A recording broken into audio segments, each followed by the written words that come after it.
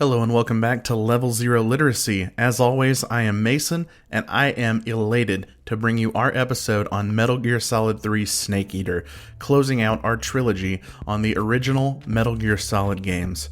Today, as always, we are going to spoil this game from beginning to end, and we are going to discuss a lot of sensitive topics that include, but are not limited to, nuclear war, sexual assault, and misogyny. So please use your best judgment before proceeding, and please enjoy.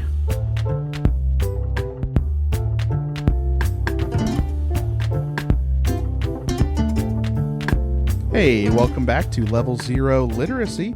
I'm Mason. I'm joined by my handsome co-hosts Buck. Crap battle. And my average-looking co-host Sam. The Shishago on my hod. To Live Volgan. You're ridiculous. Today, we are finishing the Metal Gear Solid trilogy with Metal Gear Solid 3, released in 2004 by Konami, written, produced, and directed by Hideo Kojima, a man who needs no entrance. The game aims to finish the question that Kojima posed with the first two entries, what makes a man? Whereas Metal Gear Solid 1 posited that it is his genes, and 2, memes, how information spreads through his society. 3 posits that what makes a man is the scene, which is to say the political backdrop into which one is born. The player controls Big Boss, an antagonist and crucial character in many other Metal Gear entries, in a spy mission taking place during the Cold War, a fictionalized rendition of it, that is. The game draws very heavily upon films, much more than any other previous Metal Gear game, such as James Bond and Rambo, and incorporates more modern game design decisions from series such as Resident Evil and Castlevania. Fellas, this is a doozy of a game. So I want to get to talking about the themes of Metal Gear Solid 3 because they all draw back to the central sort of question that Kojima is asking, that how does the political backdrop, how does the world, the state of the world and the world stage affect someone? The way he specifically frames it is through its effect on soldiers. A lot of the game revolves around the aftermath of World War II, and into the Cold War, when America and Russia went from being close allies united against fascism to bitter enemies in the fight between capitalism and communism that persisted all the way through the 1980s. Many characters in the game fought on the same side of World War II and were then split up into opposing factions, friends turned enemies. And a lot of the game revolves around what a country asks of a soldier in a time of war and in a time of conflict, in a time of Cold War, and the horrible things that a soldier, a warrior for their country, a patriot, must endure in order to fulfill their mission, right? Their duty as a soldier. First, I'd like to talk about Big Boss, because as the player character and someone who was expanded on very heavily in the first two Metal Gear games, I want to talk about what you thought of his depiction here and whether it lived up to what you were thinking about when you played Metal Gear 1 and 2. I think the most staunch difference to me is it doesn't, the way the Big Boss is depicted here, it doesn't make any sense to me. It almost feels like propaganda the way he's depicted in the later games. Yeah. Because Outer Heaven is always depicted and described as this horrific, militaristic, fascist state where only the strong survive and all soldiers are in control. It's survival of the fittest, essentially. But I don't really understand how that would ever be the conclusion that Big Boss comes to after the events of this game. You want to push back on that? I don't know about that, mainly due to the fact that he has to kill Big Boss, or not Big, he has to kill the boss, right? Yeah. I think throughout this game, I think maybe what's supposed to be happening, and I don't I don't know, because I don't feel like Big Boss or Naked Snake, which he technically is throughout the game. He isn't called Big Boss until like the end of the game. Yeah. I think we don't get a good enough look into Big Boss's psyche throughout this game to really see like how what's happening around him is changing him. Right? I just don't think that happens. And I kind of see what you mean, but I think it's supposed to be the trauma of him having to work through everything that he experiences fighting the Cobras and then finally killing Big Boss to where he ends up, which, because I mean, the other thing is, right, we haven't played the other games, but the other games kind of portray Big Boss as a more heroic figure for a while, as far as I'm aware. Like, specifically Peace Walker, and isn't 5 you still play as Big Boss? You play Big Boss in 5. Well, yeah. I don't know. To me, it's just, I can't picture, and you're right, I don't think Big Boss really has as strong of characterization in this game, or like Snake has strong characterization in this game as Snake does in Metal Gear Solid 1 or as Raiden does in Metal Gear Solid 2. The focus of this game is really supposed to be on the boss. I feel like this is more about this game's more about the supporting cast than the main character, which is a departure from the last 2 games, which inevitably, I think, is part of the reason it feels weaker as a title, as a story. Right. So, but I don't want to say the moral. The way that the boss kind of like passes down her wisdom to Big Boss to me, I just can't picture in my mind where the takeaway is developing out a futuristic, militaristic state. Now, I think he absolutely would have worked towards establishing a nation in the mind of creating that sort of like one world order kind of deal. I just feel like, given the way it plays out, that the details get embellished by the governments of these bigger countries because they want to give you more reason to believe that Big Boss is an antagonistic force. So I want to touch on something that you spoke to a minute ago, which is that the depictions of outer heaven in the earlier games in the series feel propagandized, and you are partially right about this. And I want to speak to this to sort of build on what you're saying about how it doesn't feel like this Big Boss is the same one you hear about later. This game is about, in some ways, patriotism and Big Boss's illusion or disillusionment of being a patriot and pledging yourself to a country. The ways that the characters act in this game isn't supposed to be as, in my view, isn't supposed to be as realistic and human-like as it is supposed to be an expression of someone that is ideologically driven and ideologically very strong. And the ideology of the boss in the game is patriotism. It is devotion to the land that you are from above anything else as a soldier, right? And the Naked Snake, Big Boss, sees the things that the U.S. has done to her despite her devotion, her giving herself to do these huge legendary things, and sees the United States erase her and asks her to partake in that, and he gets sort of disillusioned with the entire idea of pledging yourself to a country, at least one that's not made up of soldiers, which is what leads him to sort of go and create Outer Heaven, which is a place that is for soldiers, right? The depiction in later titles is not this like horrific survival of the fittest place. There's like a lot of camaraderie and brotherhood. It's not at all as the American government, surprise, surprise, would try and portray it.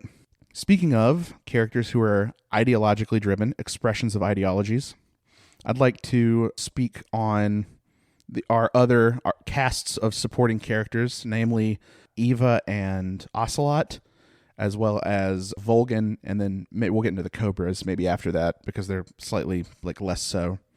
What are y'all thoughts on Eva, Ocelot? Let's pair them up first because they're kind of mirrors of each other in the story. So I think Ocelot is interesting here primarily because almost every single time you see him, he is almost comic relief in this game. Yeah. Right? And that is all fully on purpose. Do we need to give people a storyline for this, or can I just? Yeah, that is all fully on purpose because Ocelot is still doing his quadruple agent shit that he does in every game. Yeah. Kojima really dialed it up to 10 in this one because in the normal, Ocelot still makes his end of game phone call, but then he does even another one beyond that, and he's double crossing those people.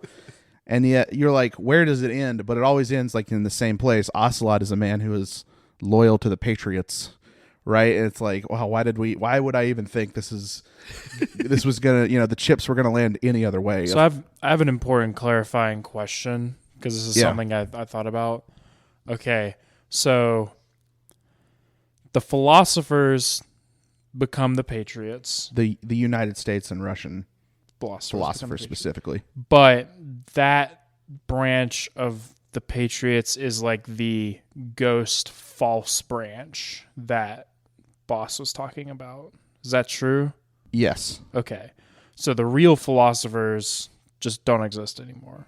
There's one remaining school of the philosophers in China. Yeah.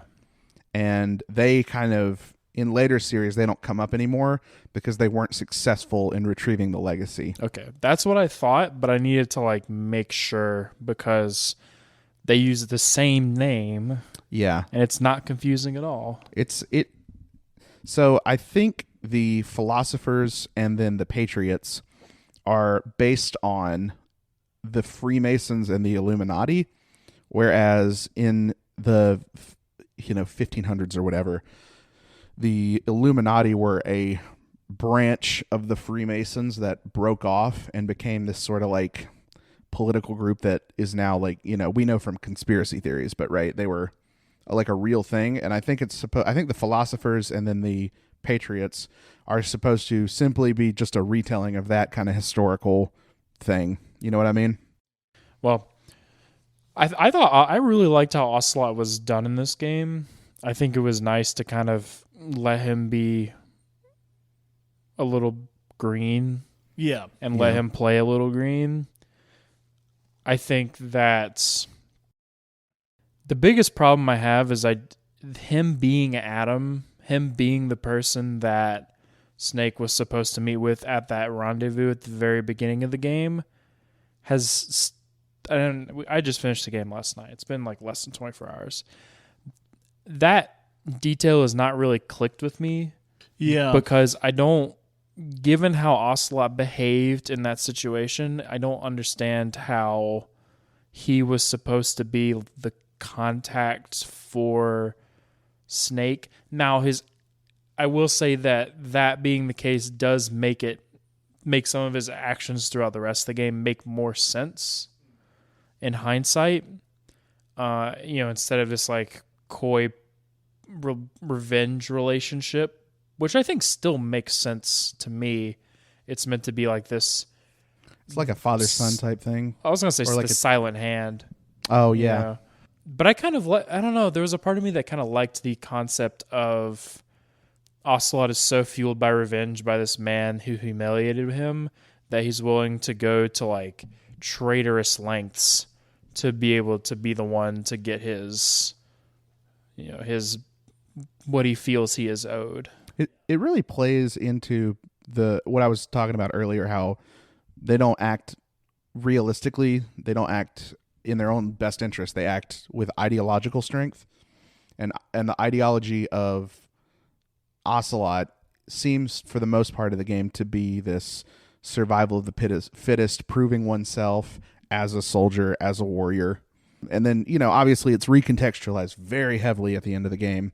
And then all of his actions take a different, you see them in a different light. But it's still like the designs of his thinking, the designs of his politics. And as far as Eva's concerned, tits out for Harambe. Oh my God. I want to talk about Eva because I have a lot to say about Eva.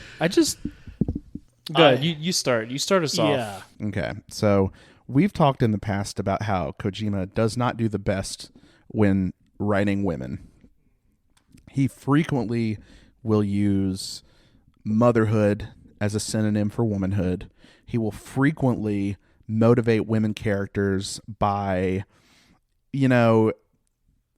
making their, kidnapping their children or making their love interest be in danger. And that's like kind of all they were in the first two games. The exception being Meryl, but even Meryl was just motivated by that, like, life was really hard for her because she was a woman. You never saw like a woman character in a Metal Gear game that was empowered and that was an agent with sort of autonomy on the way that the men are. And Eva, for the most part of the game, you feel that it's going to be the same thing, right? She is not ideologically driven. She's motivated heavily by her love of Snake because it seems like they fall in love. She uses a lot of her sexual charm to take advantage of men. She is portrayed as very weak and frail because she's constantly getting the shit kicked out of her.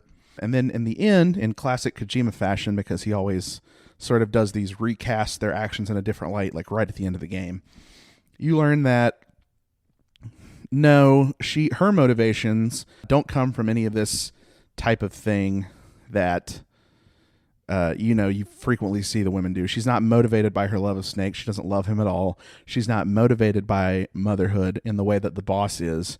She has her own ideology. She is ideologically driven, and it is impactful to me because it allows us to sort of step into the eyes and the mind of Big Boss. It allows us to relate because we believe it just as much because we judge her actions through this framework that we're always thinking of with these women characters, right? And then it turns out that not only did she trick Big Boss, but also us as the player, right? She takes a lot of control and she takes a lot of autonomy in her ending of her character. And I think it's Kojima's best written female character to date. And it also helps that like she's the spy sex pot. She's the seducer. It's like, well, Kojima's not just gonna write that and let it be at face value, which I think would be like a lazy character, a lazy tropey character. And he's like, well, no, we're not going to do that. At the end, we're going to reveal that it was all a ruse and that she was like in so much control. And it ends up that, Ocelot gets one over on her, but, she's not perfect. She has flaws and makes mistakes just like any other character. I want to push back on something you said, Mason. Sure. I think she does love Snake. She does love Snake, but she doesn't kill him. But she puts her mission above her love. Oh, sure. Yeah. I mean, I'm sorry. I misspoke. It's just that's not her. What I'm getting at is that's not her motivating factor, right? She says as much. She says, like, I'm not letting you live and telling you the truth because of my love. Yeah, exactly. I mean, yeah, you're probably right. She does fall in love with Snake.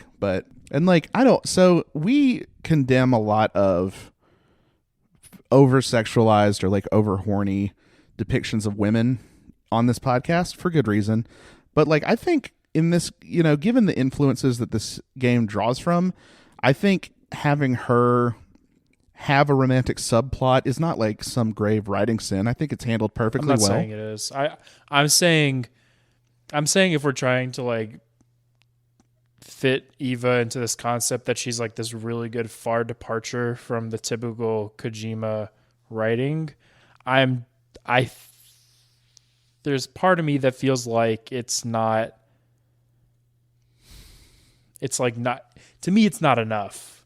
I felt like there were parts of me that felt like Eva, even with her, the twist ending, still felt, because she's not even really doing this of her own autonomy, right? She's doing this because she has been given a mission. I really wish. That's kind of why I like Big Boss more as a female, or the boss more as a female character in this game, is because yes, there are aspects of her character that are still driven by motherhood, but she has so much other depth going on, and I hate her twists at the end so much. I really wish it was something else, but I do feel like she is a much more dynamic, well-rounded character than Eva is, and a better depiction of a strong female character, in spite of the fact that she still has that aspects of motherhood written into her character. I think both Eva and the boss are written better than any female in any other game. Oh, I agree. I don't know about any other game, but in any other Metal Gear game. I would agree with that. I would agree with that. But I feel like that's a low bar. Yeah. I mean, Kojima's not done the best. Don't get me wrong. I'm not. I don't want to like completely discount Eva as a character. I think there are aspects of it that I like. It's just, I feel like more could have been done if we were really trying to like push in this like subversive, 180 direction that it felt like the game was reaching for. So like my big thing about the seducing thing, right? Like if what Kojima was going for is Eva is James Bond, right? Yeah. I don't feel like she had the lines to be James Bond, and relied much more on her looks and like the fact that every man around her is just a misogynistic piece of shit, more than like her abilities to seduce, right? Like that's my thing, is like, oh, she's so good at seducing when it, cause her tits are out. Yeah. It's, or she is like actually naked. It's never like she is this object of desire in other ways than literally, look, her boobs are not covered in a shirt, right? Like I wish we could have seen a little bit more of not that. No, okay. I want to interrogate this a little bit. I think that there's very clear effort on her to seduce Big Boss in two specific scenes. The first one being at the initial meetup at the was it the Grannon lab? Their first meeting. Oh, okay, yeah. And then I did forget about that. Yeah, okay. I mean, it's very early in the game. The second being the waterfall scene.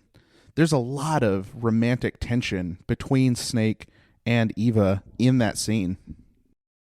Oh. Now she is almost naked in that Yeah, scene. she's naked. Yeah, I mean, I'm not like pushing back on that. She's very scantily clad throughout most of the game, except when she is acting as Tatiana. I really, the amount of like sexual violence in this game It's uncomfortable. is so extreme. It's uncomfortable. And I like, and unnecessary. Yeah, a lot of it, I just like Volgan's depiction as a sadist and the implications that come with that I was just like very surprised, I guess. Yeah. Because like, this is part of why I personally think that 2 is a better story than 3, because it feels like, and it's a good time to transition to Volgan. I think a lot of the ways Kojima characterized Volgan as evil, he kind of comedic. Yeah, he leans too heavily on these movie tropes. he doesn't do a lot. He's doing a lot of things that your brain kind of rounds it to being evil instead of doing things, like, I guess I'll like give examples, right? The implication that he has raped Eva, the like brutal killing of soldiers just like needlessly, the nuking for very little reason, nuking the lab. It's just like, this is movie villain stuff, and like not what I expect of a Kojima antagonist. Yeah, and I want to hop on this because I mentioned I wanted to talk about this before pod. But if you compare Volgin to Liquid Snake and Solidus Snake, dear God, what a lame ass, just no ideology, no real sense of motivation. Just, there is nothing to Volgin, and he takes up like 5 hours of screen time at the end of the game, and it is one of the most frustrating things I've ever had to do with this podcast is play through this, fighting this dude who is so lame compared to those other two characters, because he just doesn't stand for anything but violence. And power. But like, you don't even get to see him explore what it means to be someone hungry for power, because the only other Russian politician that is there with him, he just like, you have one cutscene with the guy and then Volgin immediately kills him, right? You don't see Volgin struggle for anything. You don't see him ever outside of a position of just like complete power, except for the very, very minute moment where he fights with Ocelot during the fist fight you have with him. And, fights. They squabble, right? You never see Volgin struggle for anything. You never see Volgin, like, triumph or. The part that makes me most upset about it is they easily could have worked some of that stuff in, because they never... it's never explained in the course of the story where his body gets this ability to channel electricity from. Yeah. Is it explained in the codec? I'm trying to remember. The fact that you have to... you don't have to say anything. The fact that you're like struggling this hard to remember means that even if it is, it's so low impact. Because that's a really cool, interesting concept of design. Yes. And then they don't do anything with it. And like, it's never explained. The coolest thing that happens with it is when he fucking drives the Shagohod like a horse. Yeah. That's cool. Yeah. Don't get me wrong. I love that as a design choice. But, if you wanted to, like, what is it? The suit that's giving him those powers, that like skin tight suit he's wearing underneath his like uniform? Is it, he had an accident in a laboratory because he was getting experimented on to be like a super soldier, or like what? Because that's a fascinating detail. And I think that's one of those things where it's like, if you had explored this better, then maybe there could have been something in his character. But it really feels like he's just supposed to be set dressing for the boss, Eva, and Ocelot to play off of, rather than being his own strong character. Yeah, and I think as a result, I agree with Buck, it kind of makes the whole encounter with him weaker, because your draw to defeat him is not this like power struggle or this, some kind of like moral ambiguity like it is in a lot of other games. It's just, oh no, he's just fucking evil, and there is no gray zone with Volgin like there is with every other antagonist that's been in a Metal Gear game and all the other antagonists that are in this game. Liquid and Solidus like even have sympathetic kind of motivations. Liquid feels wronged by the circumstances of his birth, and Solidus is trying to fight back against this horrible, all-powerful organization. And Volgin is just like, oh yeah, he's just at the right place at the right time. He's a really powerful guy, but not the most powerful, because the boss can fight him. And he wants to take power, but the regime that he wants to take power from is already crumbling. It crumbles at the end of the game. And it's just like... yeah, he's very disappointing as a main antagonist. They do a lot during cutscenes to make him look really spooky and really sadistic, especially during like the torture scene. But he's, it doesn't land, I think. I'd like to talk about the Cobras, the Cobra unit, because it seems like a lot of the game is about the boss and her relation to her country and her mission, and the Cobras are sort of that tension, right? The Cobras are named after the emotion that they feel when they go into battle. Each represents a sort of facet of something that a soldier has to feel within themselves in order to like take another human life, in order to complete a mission. There's the pain, the fear, the sorrow, the end, the joy.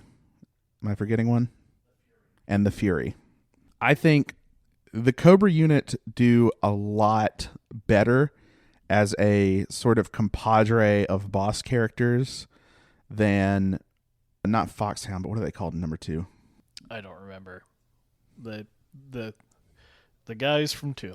Yeah, they do a better compadre of boss characters than Metal Gear Solid 2. I don't think they're as strongly characterized as Foxhound in 1, but I do think they're very, very good. I personally think they're very interesting boss fights, and I think they explore something that is really fascinating, especially as it relates to the boss. The pain is, I would say, like the weakest. The pain is the B one, right? Yes. Yeah. He's the first one you fight. He's the weakest characterized. Yeah, he doesn't do much.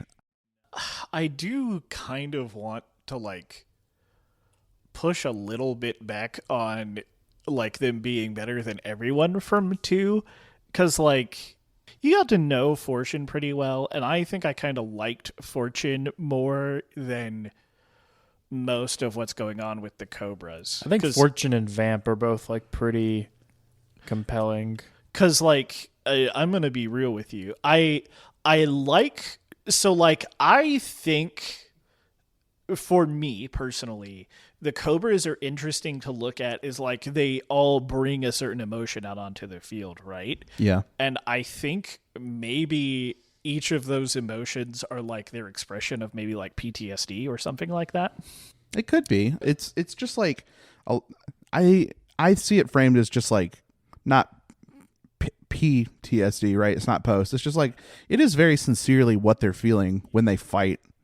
And like I kind of like viewing it not just like the P, but like I kind of like viewing it from that lens as like, these are soldiers who fought for their country and follow orders, and like this is who they are as people.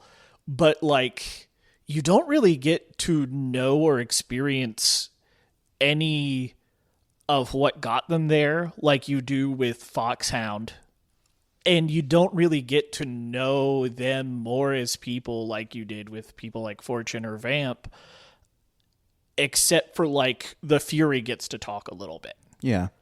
I think the Fury is the best depiction of PTSD in the group, because his PTSD doesn't come from being a soldier, it comes from being an astronaut. So he actually is living in post-traumatic stress disorder, just from the way he acquired it was not from the way the rest of the Cobras did. I also just found, in my opinion, his fight and like just his whole aesthetic, right? Like his uniform and how he attacked and stuff, to be the best depiction of the emotion that like Fury.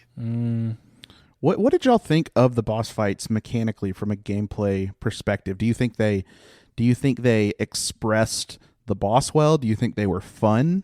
So I think most of the bosses are mechanically interesting on a design level. You don't think it always makes it to the controller? Yeah, I think that all of the bosses are like pretty well designed. I think the best designed boss is the Fear.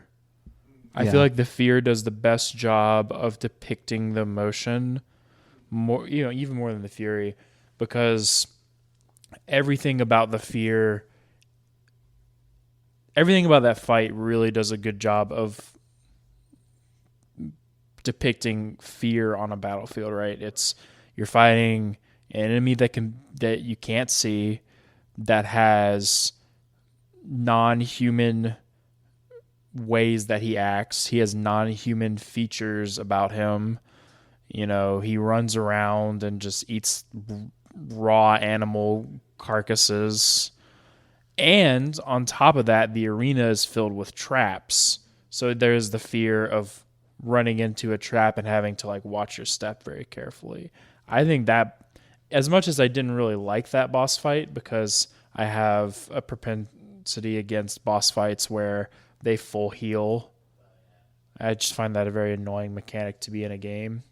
This game hit a lot of my I hate this mechanic in boss fights thing. Oh, yeah. But I thought the actual design of that fight was fantastic as far as implementing the concept of fear into all these different aspects of the fight where it actually impacted the fight and the design of the character itself. Yeah, and I don't know. I don't have a lot to add because I cheesed the end fight because I didn't want to deal with it. Viewers, if you want to, press up, up, down, down, left, right, square, triangle. And if the end is on the map where you are, he will show up in red and you can sneak up on him. That's kind of cool. It's the Konami code, supposedly, but like they don't have AB.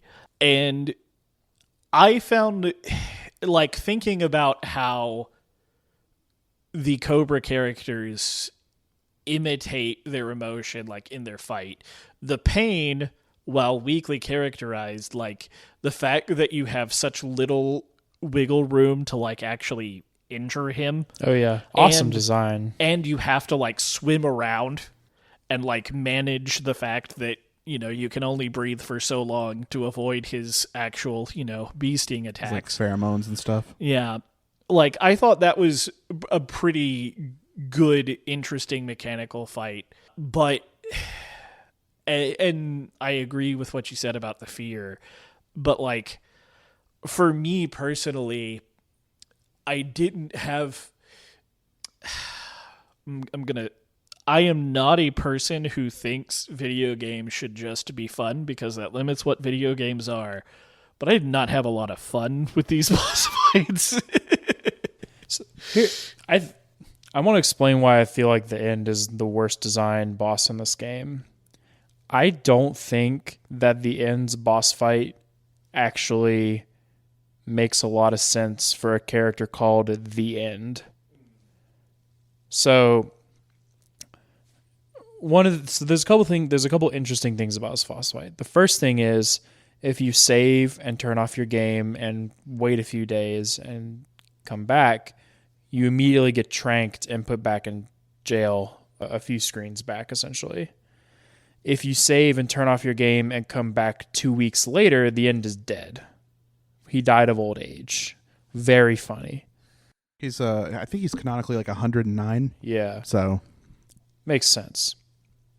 My problem with this fight is that when I conceptualize the End on a battlefield, it is not this slow, grueling, battle of wills. When I think of the End on a battlefield, I think of like something much more decisive. Yeah. Now, don't get me wrong. I don't think there's anything necessarily bad about having a sniper fight in your game. That's literally been something that's been done in every single Metal Gear title up until this point, right? So it's not that. I don't particularly like the way it was done in this game because it was way too long. It took me over 2 hours to finish.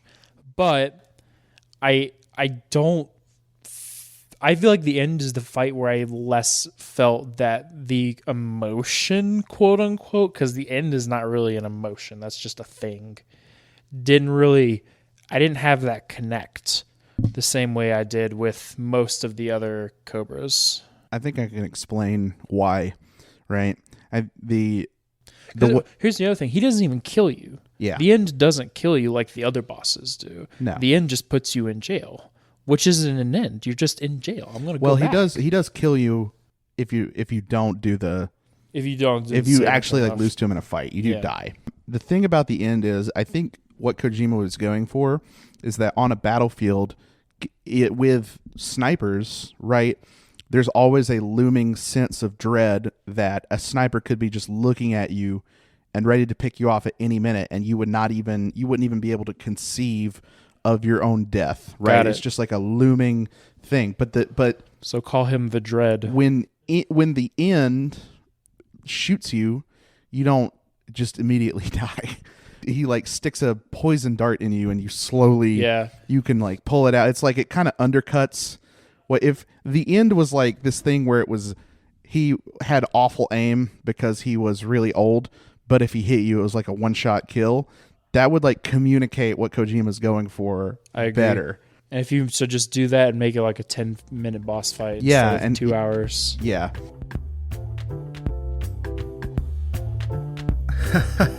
That's a great point past me.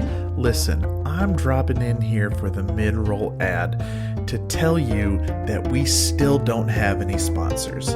So, if you're looking to throw a giant pile of money at someone to shill your scam product, we're just the guys to do it. In the meantime, or if you don't have a scam product or a giant pile of money, please be sure to engage with all of our social media feeds to boost us up in that algorithm so that maybe one day someone with a scam product and a giant pile of money will find us. Anyway, I'll throw you back to the episode. I think the reason that people love Metal Gear Solid 3 is that during the boss fights, a lot of the things are expressed mechanically in much more robust ways than in the first two. I think this is pretty much like an impenetrable point. Everything is so much more complex. There's so much more room for puzzle solving, for interesting fights, for these epic battles than 1 or 2 could provide. But sometimes it undercuts the emotion that Kojima's trying to solve. Yeah. Right? And like everything in the boss fights is so cool on a design level. Mm-hmm. For instance, when I saw you fight the Pain and you had this like aha moment, it clicked where you were like, I got to get rid of these bees. Hold on, I got these smoke grenades. You can smoke out bees. And it's just like, it's like this beautiful moment where you get to puzzle solve, right? And all the bosses have this to some degree. You can feed the fear poison food. You can do, the end is like way too much to get into, but there's so many things you can do during the end fight. The Fury, there's like water pipes in the facility that you can shoot to put out fires, and you can like rip his suit. There's like so much more mechanically to each boss fight. I think the boss fights in 3 are the strongest of the series. Let me think about that twice just so I can. Yeah, I think they're like these on average are the strongest, but you have to have like I've used this term with you. You got to have like Kojima brain. Yeah. You got to like know kind of internally through Kojima logic what kind of things he would be asking out of you. And the problem with like, or not the problem, the thing about the game is that every single screen of the game is like that. There's all these like wonderful little details that are just like so lovingly put in there, but you have to have Kojima brain to see it at all. When Sam was like 75% of the way through the game, he was in Groznygrad. He like runs up into this tiny little building that is all the food stores for Groznygrad, and I was like, hey, you should put down some dynamite in there. He was like, what? I was like, yeah, just do it. And then he sets off the dynamite. It blows up the food supply for all of Groznygrad, and now all of the soldiers are hungry, and therefore their aim is worse. Oh, that's and awesome. He's like surviving these grueling long alert phases because they can't hit him because their aim is like wobbly because they haven't eaten. And like you can find 100 instances of these kinds of things throughout the game through systems that you would not even imagine. There's animals that you can only get to eat by tranking and capturing other animals alive and then using them as bait and stuff. It's just like things you would never imagine. but I just don't think it translates into the story as well in this game. I think that's why people find this the most approachable, because there's the most like fun gameplay stuff.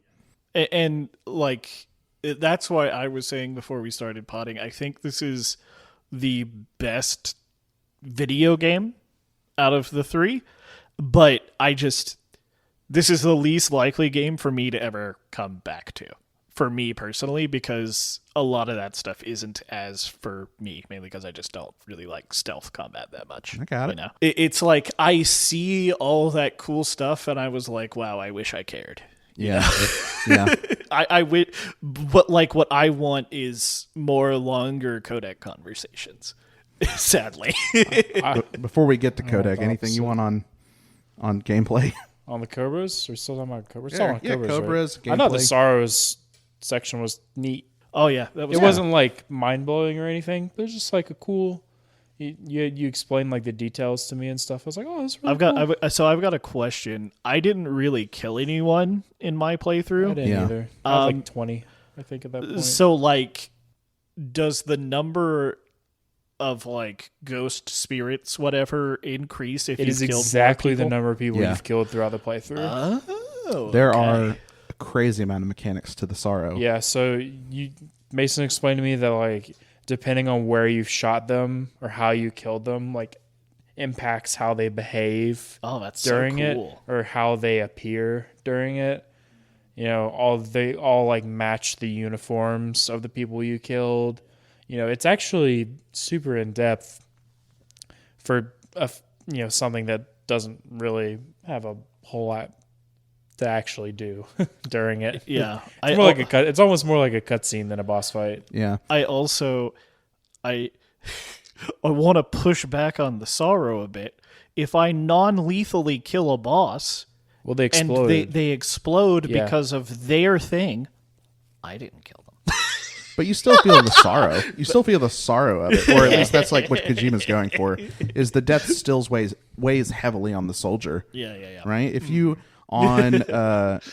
imagine yourself in a battle and you incapacitated an enemy soldier, and one of your comrades later came by and like mercy killed them, I think you would still feel some weight of responsibility to that, don't you? Well, I mean, I'm memeing. I'm not. Oh, being okay. serious. Sorry. I really wish it was the last thing I want to say on the Cobras. I really wish it was explained why they explode after they get non-lethal. Yeah, they each are the part of being a Cobra is being part of a unit that is so top secret that you cannot risk being captured or incapacitated by the enemy. So they have micro bombs injected into them, which is why they explode when they die. Which was my theory. That was basically the theory Yeah. I said. It's like you can't afford to let them fall in enemy hands. So there's like a safety trigger, but it's never like explicitly stated anywhere, to my knowledge. Before we go into the codec, and I think the codec's going to be a lot of me talking. Anything more y'all want to cover on gameplay? It's a product of it. The last thing I'm going to say is it's a product of its time. You know what? I do have one more thing. Yeah. I'm so glad I finally understand the crab battle joke Oh, from Metal from Gear that old Awesome. Flash animation. Yes. Because I never knew what it was actually talking about, and it's because the crabs Oh. can actually kill you. Before we move on, I want to say to the listeners and to you two, I would highly encourage you to look into the design of the close quarters combat system, because Kojima picked a foremost Japanese military expert to design it, and it's like completely one-for-one real thing that you can be trained in the armed forces, at least in the Japanese armed forces. Obviously, I'm not an expert in U.S. armed forces, but like it's this thing that only elite soldiers ever really get trained for, because you first have to be really good at hand-to-hand fighting and really good at gun fighting, and even then, it's like a total coin flip whether or not it can ever come up over the life of someone's military career. It's just like this completely one-to-one historically accurate fighting system that this Japanese military expert mocapped all of these CQC moves. This half judo, half knife fighting thing that you can actually get trained for in the Japanese military if you're like a fucking elite commando, just made its way into the game. The level of detail Kojima put into this game, the love for these like crazy small things is Absolutely mind-blowing. All right. So the final cast of supporting characters would be your codec fellas, Major Zero, Paramedic, and Sigint. Anything y'all want to say on these guys? This is the most tutorial the codec has ever felt in any of the games. I like hearing Snake react to old sci-fi movies that I watched. Yeah. I like this group. I think... Do I like it the best? I don't know. I think they're very, very well made because this is the first time it's felt like something I might expect from a support team to soldiers.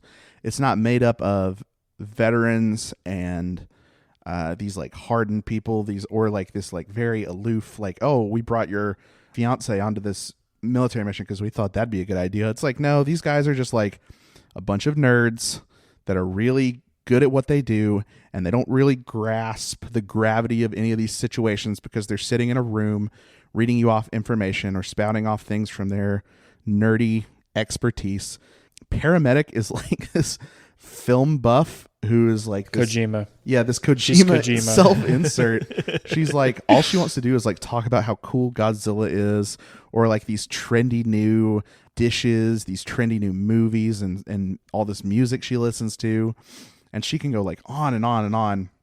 I love Sigint because it's like so strange, especially in a Metal Gear game, to call whoever your weapons expert is, and they're just like happy and like bubbly and like happy to talk about all these like things. Oh, cool. Hey, you found a grenade launcher. You can like kill so many guys with that. Like, it's so weird, but like in such a way that is like intuitive and realistic. So I want to ask, what are the coolest things Sigint talks about? Because the most interesting thing I had Sigint talk to me about, because I stopped calling him eventually, just like I stopped calling Major Zero, because Major Zero was so boring relative to the Colonel in the other two games, IMO. Interesting. He would just always tell me what my objective is. He wouldn't like that's fair. Actually talk about anything. The coolest thing that happened with Sigint was, for me, was Sigint talking. If you call him after you talk to Granin, he talks about the Shagohod in the Metal Gear a little bit, and he mentions Otacon's grandfather during the thing. It's Huey, right? Huey Emmerich? Yeah, well, so he doesn't know the name. Oh, he goes like, he says two things that are similar to Emmerich, but he doesn't actually say Emmerich. And like, that was the coolest thing for Sigint for me. Other times when I called Sigint, he just didn't give me that much information, so I stopped calling. Like, I get what you mean by like they seem like the most accurate supporting cast, but I stopped calling them because they didn't give me as compelling dialogue for me when I would call them when I was playing. So like, I might have missed something on Sigint if he had something more interesting than the making fun of the Metal Gear thing.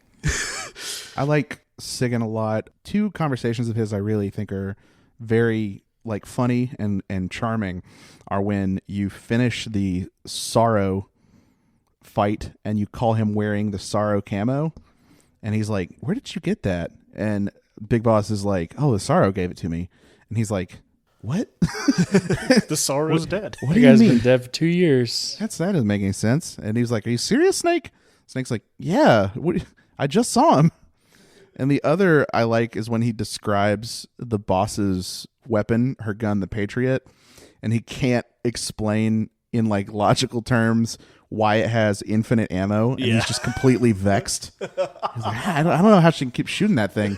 Maybe it's because the barrel is shaped like the infinity. That's funny. And Snake's like, shut up.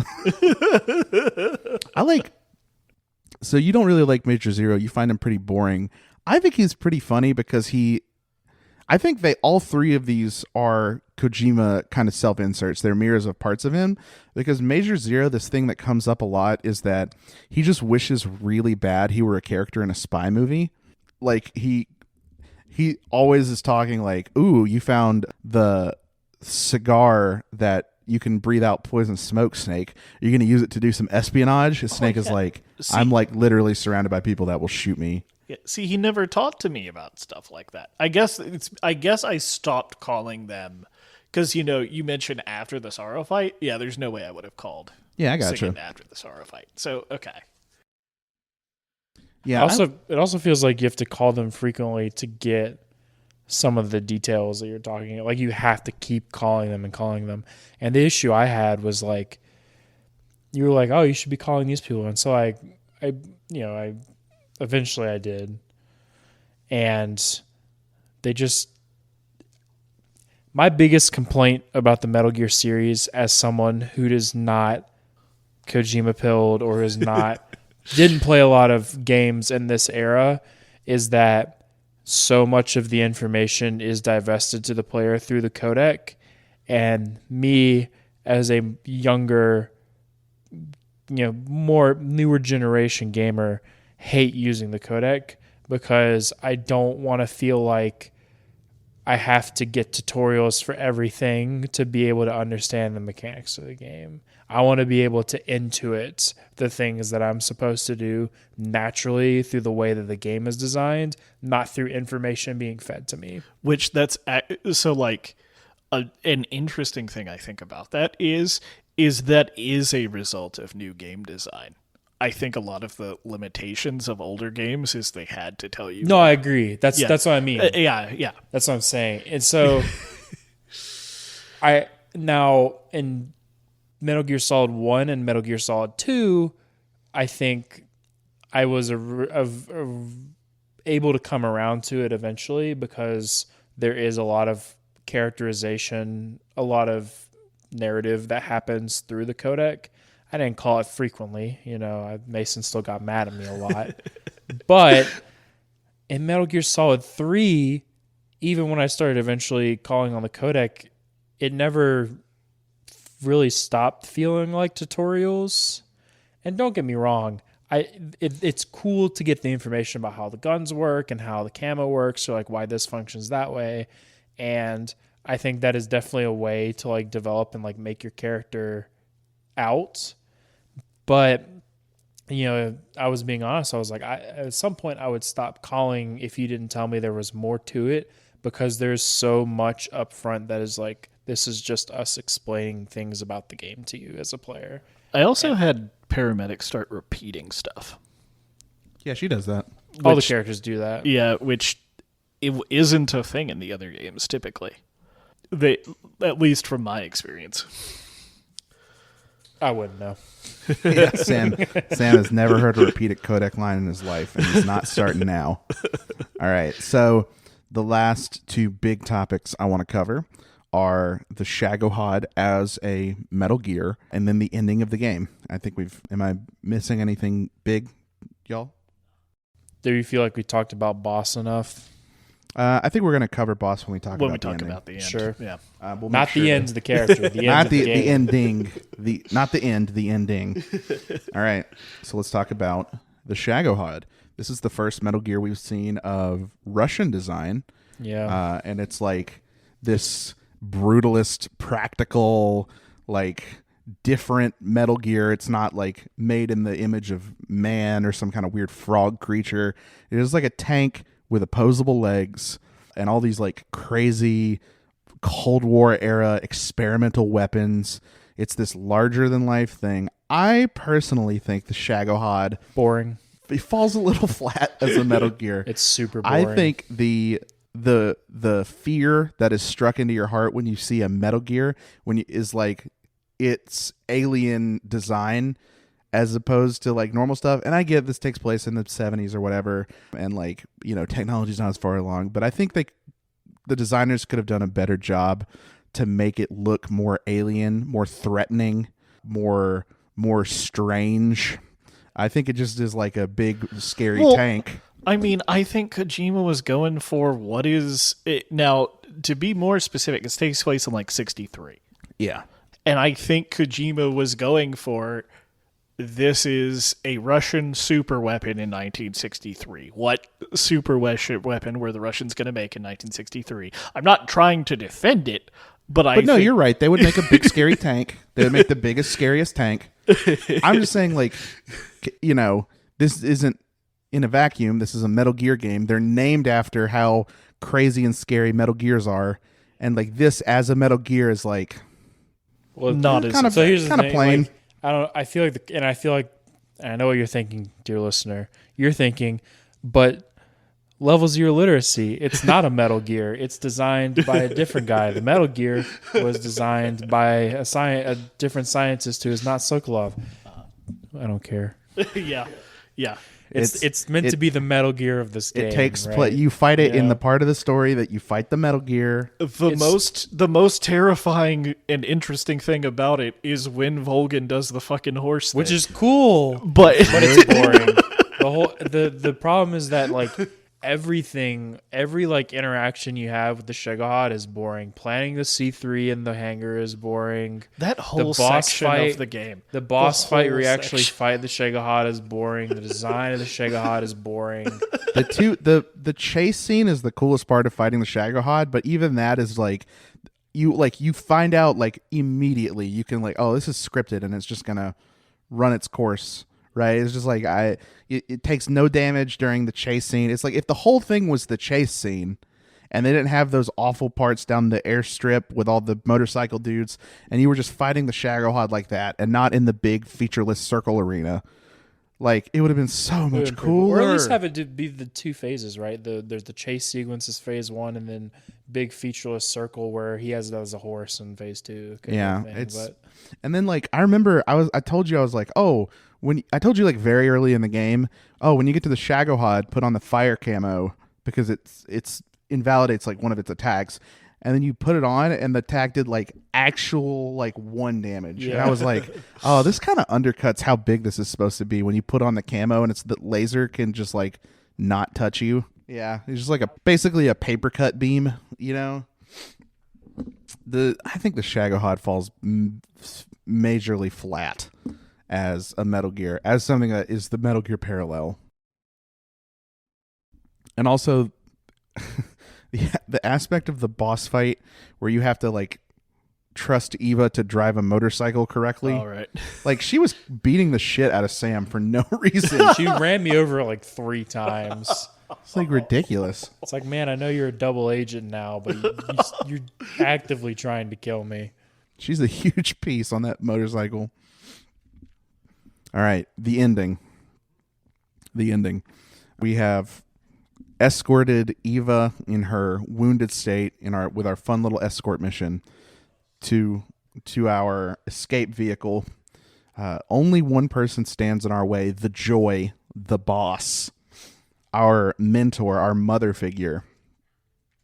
She sort of bears her soul to us, says, my ideology is that of a patriot. I am a countrywoman. I believe in America, and I will give everything. I will give my everything, my identity even, to make sure that I complete this mission because I am a soldier. I am a patriot. And you have this like absolutely beautiful boss fight. I think one of the best boss fights in all of gaming. It's like amazingly well done with like, you know, beautiful theme, like great wrap up. Let's talk a little bit. Let's go into the ending. Oh, hold on. Quick sidebar. I do want to praise Kojima for only making the escort 2 screens.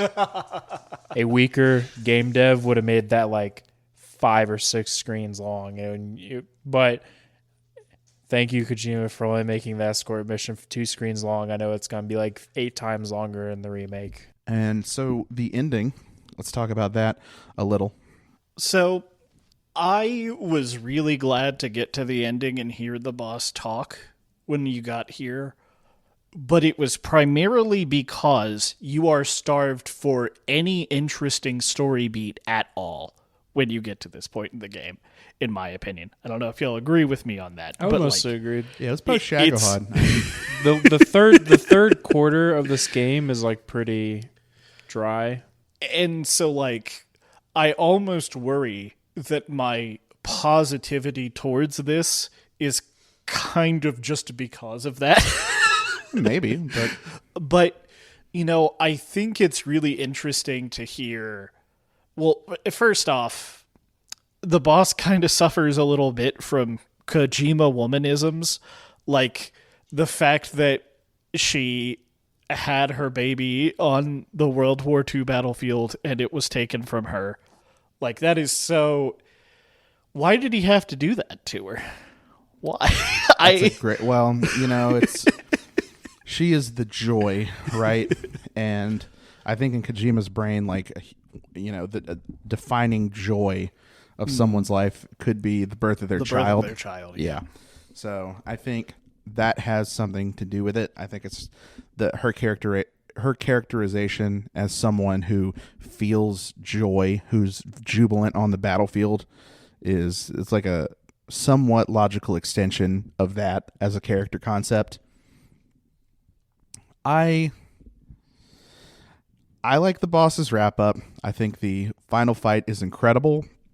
I think the final fight does a great job at this tension that exists in the game between the boss and Big Boss, of this it's not just the teacher and the student, but it's also this mother-son thing. And even the scar where her child was taken is a snake scar. It slithers off her body and turns into a snake, in this sort of a dream sequence kind of thing that happens after the boss fight.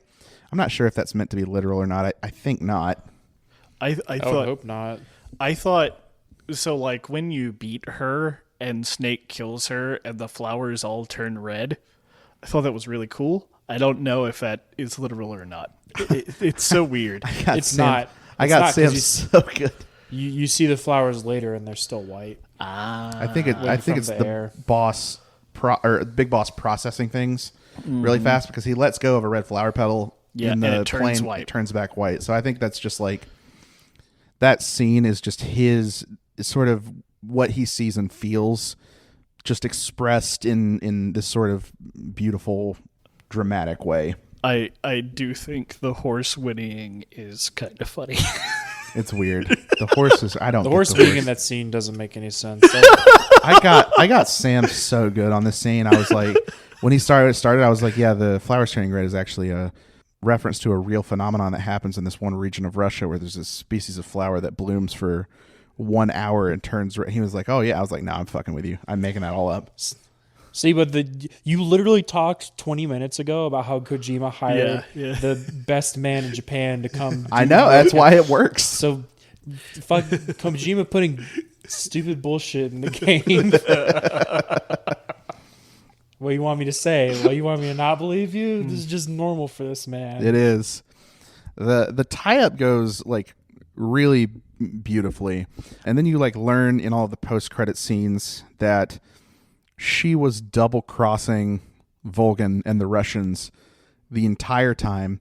She was, this pain and this sorrow that she has felt 2 years previous when she had to kill her lover for being on the opposite side of the U.S.-Russia conflict was something that she was probably experiencing in long form as she slowly sent all the Cobras to their impending death against Snake, right?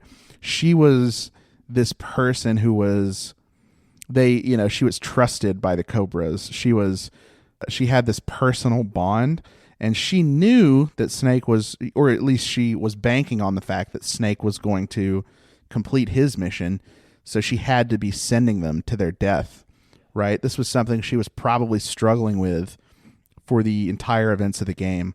And then to know that what the United States asked of her is to be remembered, to have her legacy be that of a traitor and a criminal, to have her legacy stolen from her, right? In the same way that she does from Eva, in the same way that she does from Snake, steal this MacGuffin that is literally called the legacy.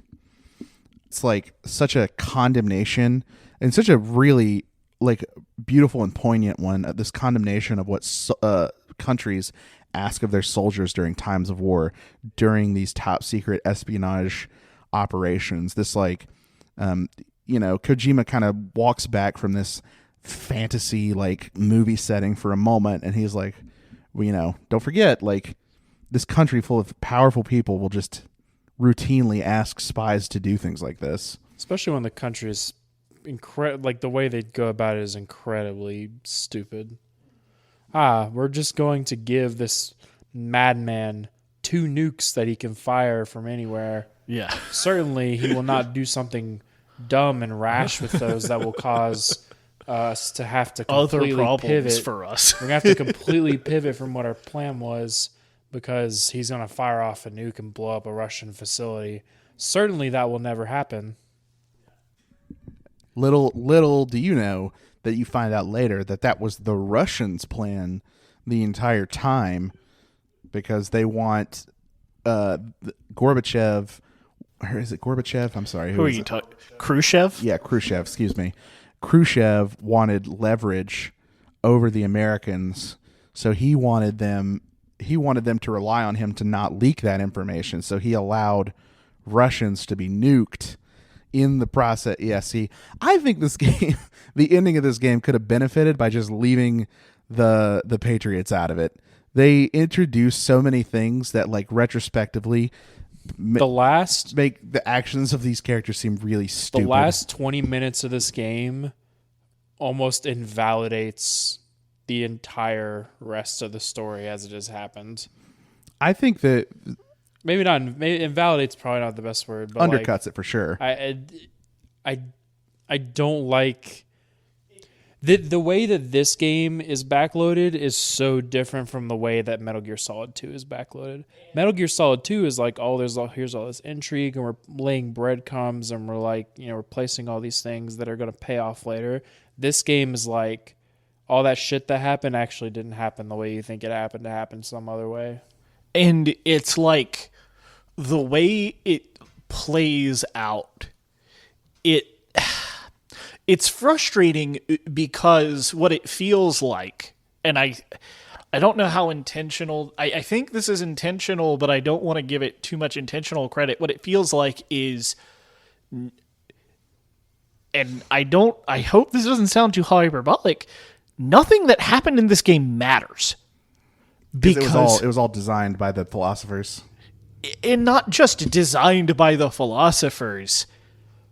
Like, all this, it feels like this could have happened in like 20 other ways, because none of the main characters, what they did matters with what happens in the future of the game because of the fact the Patriots exist. I mean, that's part of the point. I think that's part of the point, right? Yeah, I think, like I said, I think it's intentional, but like it's kind of, I don't know. I think this game could have benefited by just like everything that like Eva and Ocelot do towards the end just being like tweaked a little. Not because it would have been so much better if this was just the origin story of the Patriots and not this thing that you learn at the end is like, oh well, the group that's going to become the Patriots. The Patriots like actually we're behind all of this too, just like Metal Gear Solid 2. Well, it's like, the origin story of the Patriots and to a different extent Big Boss, right? Yeah. And I think they should have just kept it without those last 2 revelations. Or maybe keep the Eva one and like don't do or change what Ocelot was doing.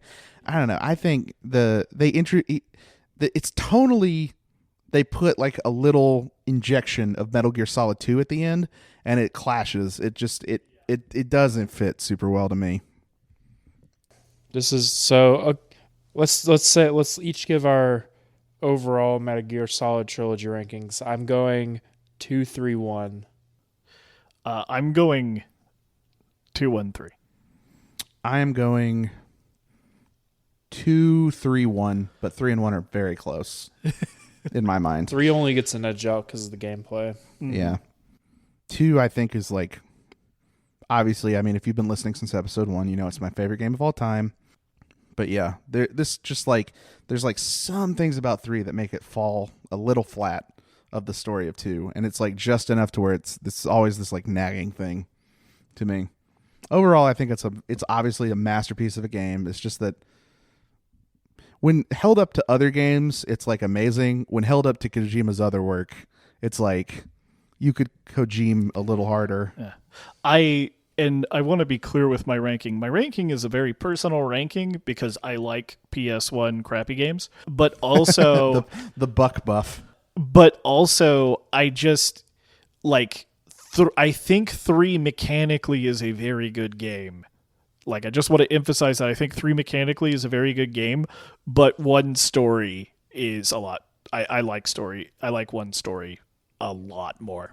If any of our listeners have any comments or disagreements about our rankings, I want you to send them to me personally at Blueberry1337 on Twitter. I'll give you my real Twitter handle. Come at me. I have been fighting with you, all of you MGS3 fanboys, for decades of my life. I am well prepared, more than prepared, to listen to your stupid arguments as to why 3 is better. You're wrong. 2 is the best. So this has been Level 0 Literacy. I hope you all have enjoyed as much as we have. This trilogy is very near and dear to my heart and very formative to me, and I'm so overjoyed that we had the opportunity to talk about it like we did. You can get Metal Gear Solid, or I guess as last week. Next week, we will be playing Norco. Super, super cool game. Sam, tell us a little bit about it, because I have intentionally This is a game that I finished in 1 sitting. It's about 5 to 6 hours long, depending on how you want to do it. It is a gothic punk look at Louisiana, and is sort of like it has themes of like religion and like disparate rural life. Lots of like really interesting things, and also some very heavy horror motifs as well. So if you're looking to play along with us, you can get Norco on Steam. Yeah. Is it available on any other platforms? I think right now it's only PC. At any rate, check it out. We will be back next time. Thank you so much for listening in.